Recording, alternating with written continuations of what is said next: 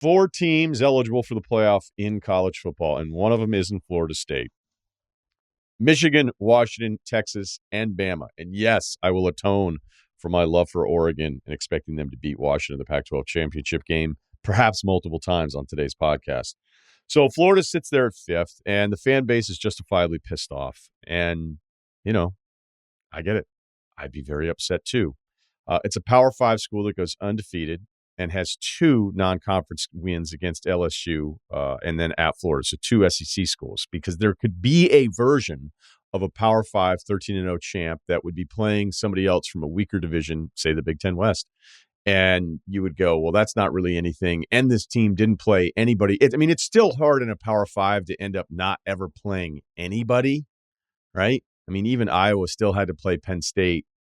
But if I look at the potential chance of a team, maybe back when the Big 12 wasn't playing, because the conference thing has changed a bit here, because the Pac-10 and Pac-12 always play the 9 conference games. There's some years with SC and Stanford where it's like, do you want to even take one break?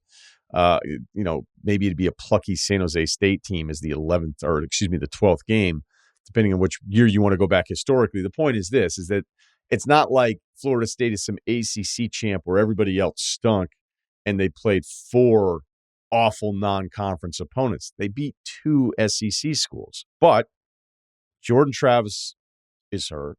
Tate Rodemaker's out. And then it's a freshman in Brock Glenn.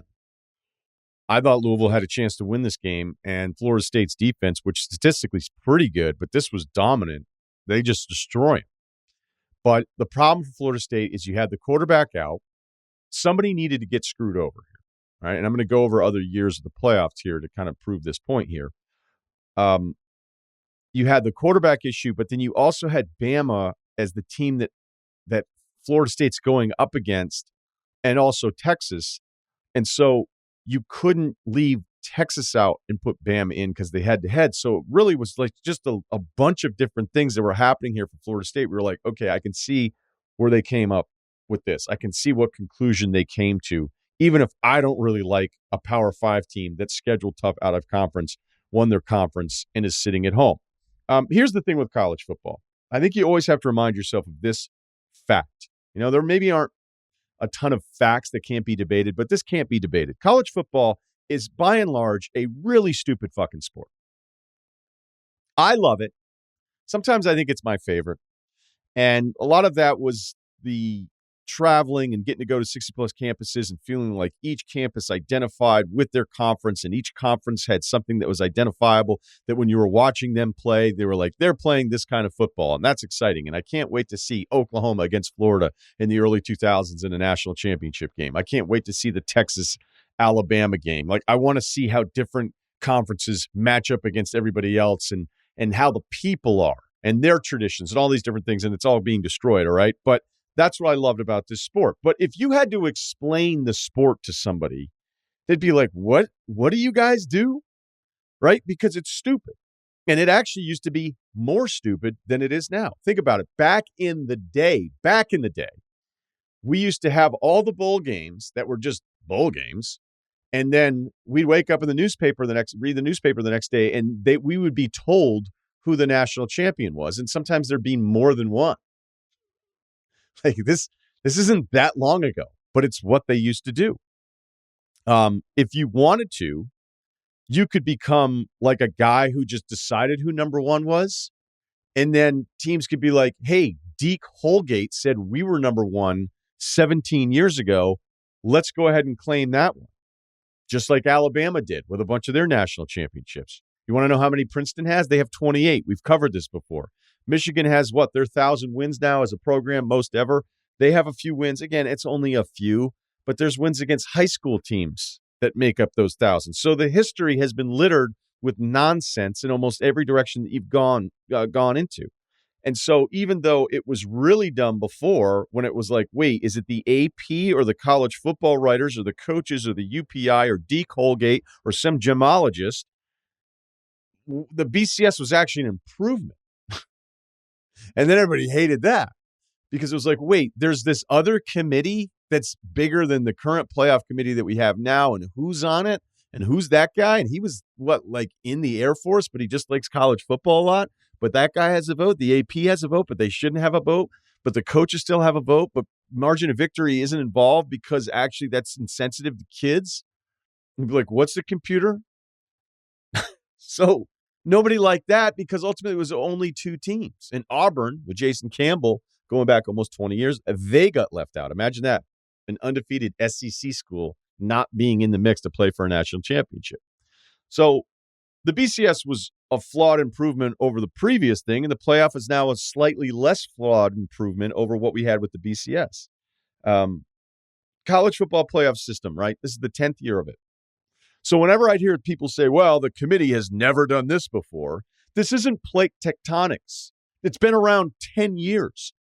The system, by design, was eventually always going to screw over somebody. And that's what's so funny about the origin of this playoff, because for the longest time, they're like, we're not going to playoff, we're not going to playoff, we're not going to playoff.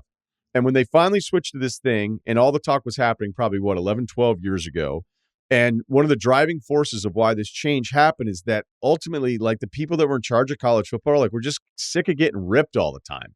So your solution was, when you were sick of getting ripped all the time, is to make sure that one of your partners was guaranteed to be left out of this. If not, multiple partners would be left out by only having 4 teams in. So just because we haven't had the 13-0 Florida State scenario before doesn't mean that the system was going to avoid it. It was going to happen. Some years we had less depth than we do now. This year was a big depth year when you look at the different college football rankings. We had 8 teams alive for this very late. Let's look back to 22. It was Georgia, it was Michigan, it was TCU, it was Ohio State. Despite complaints that the committee always loves the SEC, last year they didn't love the SEC. You had Georgia in, you had TCU in, which didn't feel like one of the 4 best teams, but at some point with Bama's second loss, they were stuck at 5. And the committee wasn't going to put them in over Michigan and Ohio State, and it felt like Georgia-Ohio State was actually the national championship game, as opposed to TCU beating Michigan and then getting drubbed by Georgia. I had no issue with last year, but the difference is last year, your 5th team in Bama had that second loss, which is really hard to start arguing when you start talking about deserving. So I've seen that scenario come up again. We're like, well, they didn't go deserving last year, but they're doing it this year. Yeah, it was a second loss. I think people get really lost when they start comparing previous years. And as if it's some roadmap to what's going to happen in the future, because it's a lot like the Heisman. Will this player win a Heisman? Well, who is he competing against?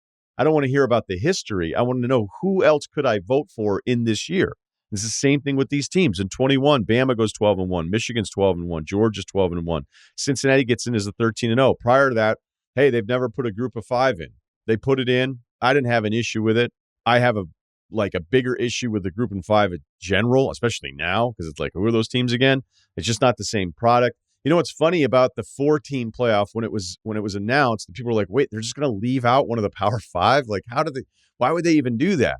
And then there was even a push that the 6th spot should have been guaranteed to a group of 6. And I was like, no, it shouldn't. Should it be Liberty this year if it were 6 teams? Again, they're playing a different sport. So Cincinnati got in at 13-0 over a 1-loss Notre Dame, and then everybody else had 2 losses. In 20, it was funny because Ohio State got in with the 5-0 conference record, ended up being 6-0. And that was after the Big Ten changed the rules of eligibility of who was actually eligible to win the conference, because you were like, wait, we're not going to actually cost one of our teams a chance at a national championship, much like they weren't going to suspend or make Michigan ineligible for the playoff this year, because that's not what you're doing when you want your conference to advance and maybe grab another national championship pelt. In 18, we had all these undefeated teams. Bama was 13-0, Clemson was 13-0, Notre Dame was 12-0, Oklahoma was 12-1.